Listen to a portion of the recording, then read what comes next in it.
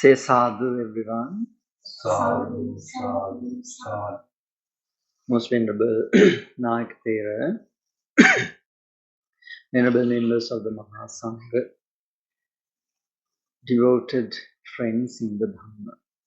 Today, Sumit Mahatma, Hiri Mahatma, Kenuli, and all these good friends have gathered here and accomplished one of the most important meritorious deeds in the teachings of the Buddha. Today, by performing this wonderful meritorious deed, the main purpose or the main objective of this meritorious deed is to give blessings to Kenul, who celebrates his 18th birthday. So as parents, this is one of the best way of giving blessings to their beloved children. So in the teachings of the Buddha, there is a very interesting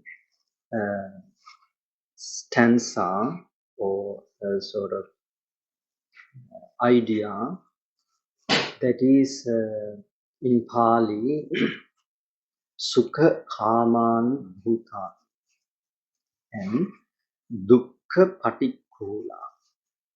So the Sukha Kamani Bhutani means all the living beings wants to be happy, like to be happy. That Sukha means happiness. Bhutani or the Bhuta means the beings, all the living beings wants to be happy. Then Dukkha Patikula, all the living beings, not only humans, all the living beings hate suffering. Dukkha, unpleasant experience.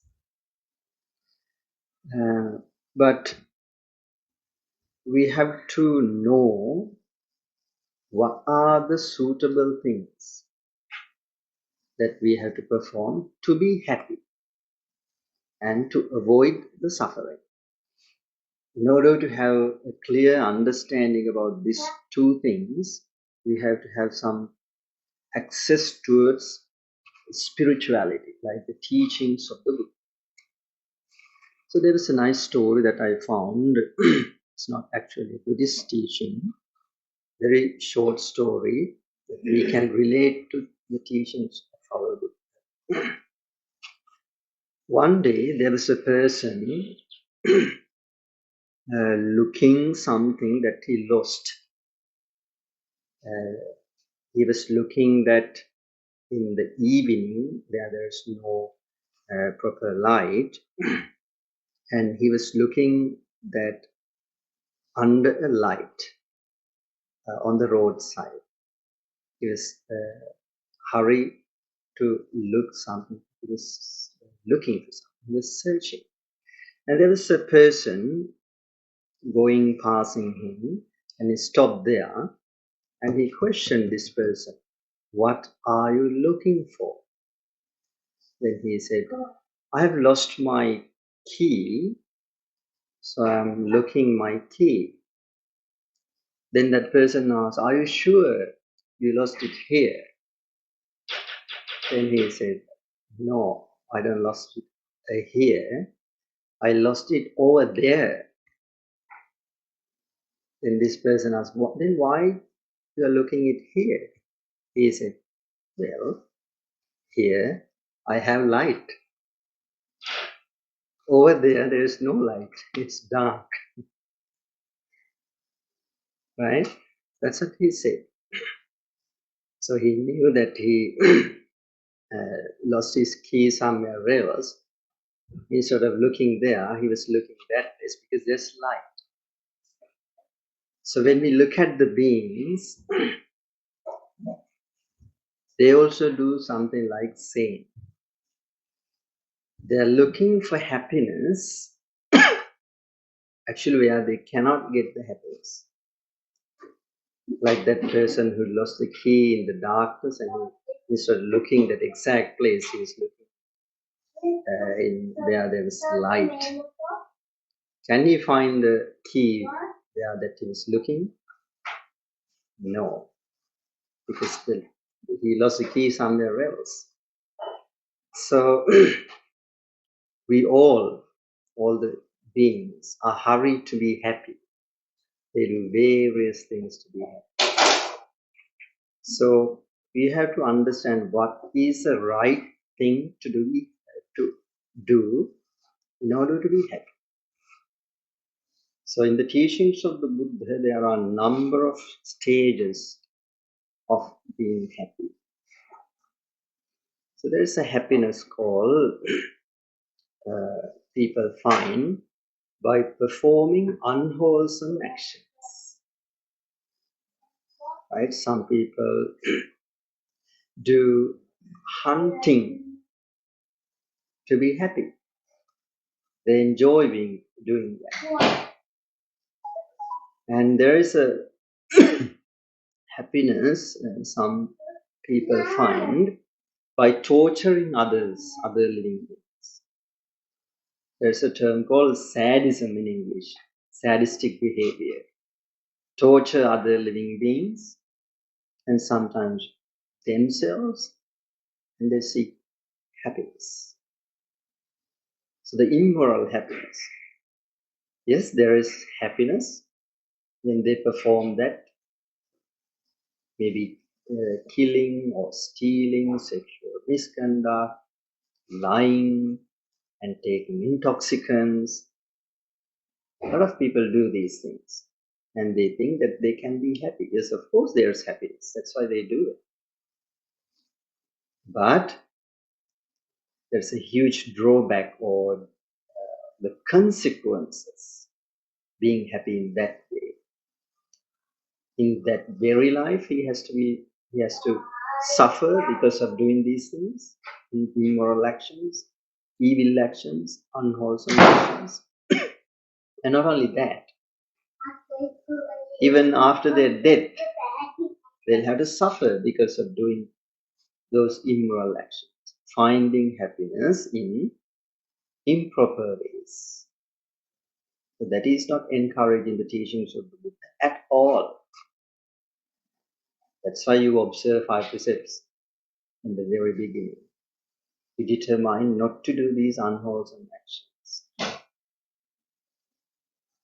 So that is one of the happiness that most of the people are keen to find. And it is similar, that person looking the key under the light, where the key is not actually lost. Exactly. So there's no happiness, proper happiness. So then there's another happiness in the teachings of the Buddha that is called spiritual happiness. And it is said in Pali, Niramisa Sukha. And there's another happiness called Samisa Sukha, that you can find happiness through your sensual or the sense. You all know that we have 5 senses, and we can be happy in proper way through these 5 senses. Seeing nice things, listening to something pleasant, having good food, good and pleasant smell, like that, that we can be happy in proper ways.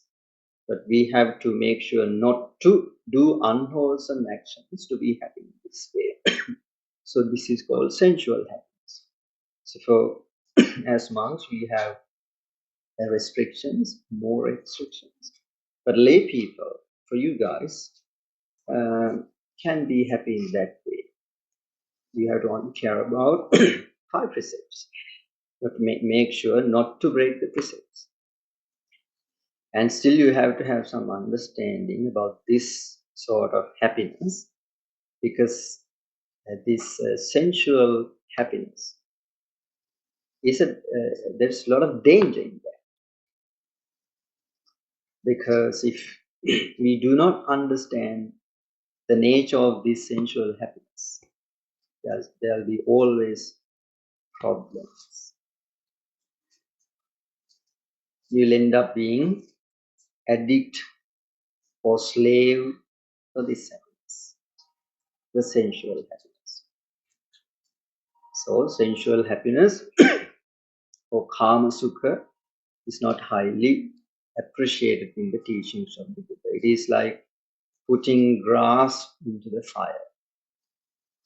There's never 100% satisfaction. So we have to understand that.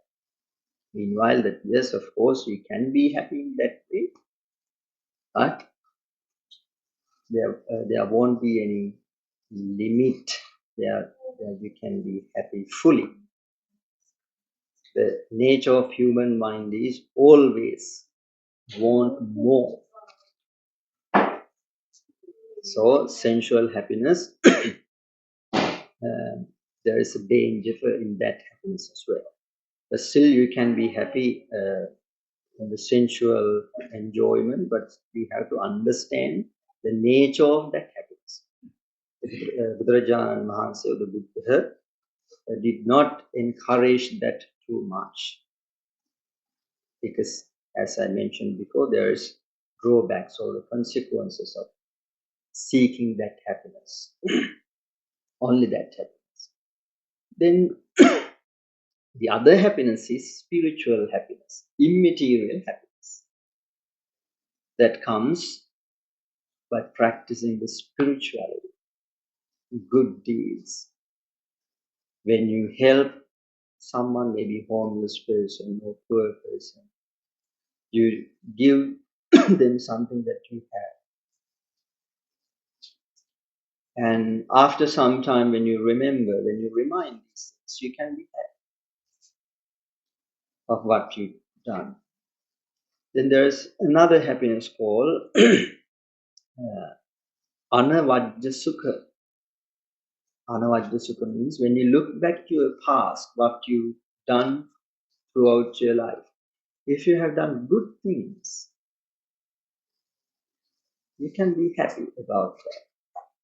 But we all know when or if anybody did some terrible things, bad things, it's quite difficult to be happy in that way.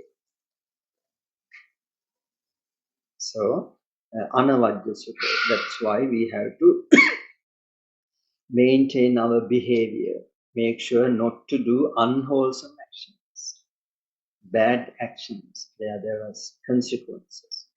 But when you do good things, wholesome actions, you can be always happy. So that's what you do today. You offer dana, you listen to Dhamma talks, you share food with friends and relatives. So this is something that you can be happy in spiritual sense. Niramsa sukha or happiness. This is what Buddharajan Mahansa always admire, appreciate.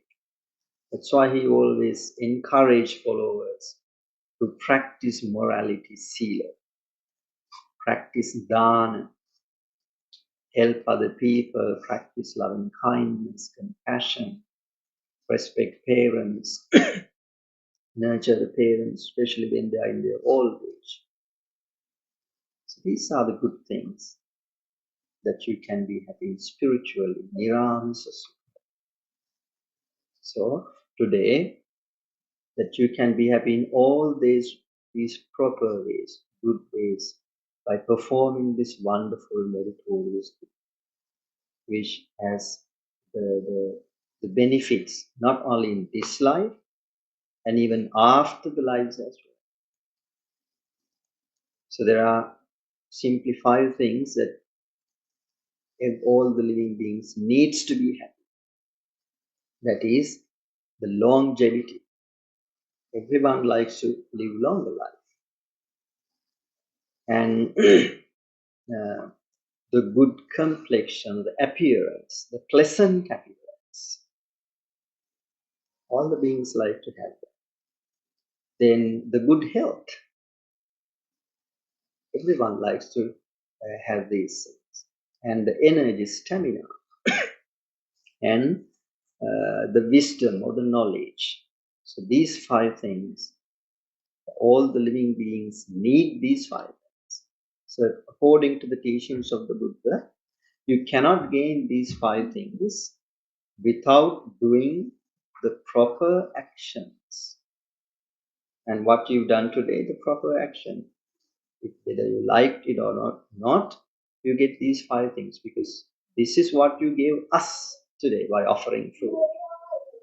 So this is what you get back, which are crucial to be happy. So thinking in all these ways, we all should be enormously happy to be able to accomplish this wonderful meritorious deed in this beautiful morning.